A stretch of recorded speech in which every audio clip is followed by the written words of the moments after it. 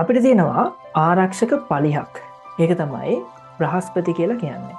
බ්‍රහස්පතිගේ ස්කන්ධය පෘථිවී ස්කන්ධයට වඩා ගොඩක් වැඩි. ඒ කියන්නේ බ්‍රහස්පතිගේ ගුරුත්වාකර්ෂණ බලය පෘථිවි ගුරුත්වාකර්ෂණ බලයට වඩා ගොඩක් වැඩි. ගුරුත්වාකර්ෂණ බලය කියලා කියන්නේ විශාල ස්කන්ධයක් සහිත වස්තුවක් කුඩා ස්කන්ධයක් සහිත වස්තුවක්ව ඒ දෙස ආකර්ෂණය කර ගැනීමකට. බ්‍රහස්පතිගේ ස්කන්ධය වැඩි සහ ගුරුත්වාකර්ෂණ බලය වැඩි නිසා පෘථිවිය දෙසට එන ගොඩක් ග්‍රාහක හා උල්කාපාතවල ගමන් දිශා වෙනස් වෙනවා. බ්‍රහස්පති සහ සූර්යයා අතර තියෙන දුර ප්‍රමාණය 10%කින් ලං වුණා කියලා අපි හිතමු.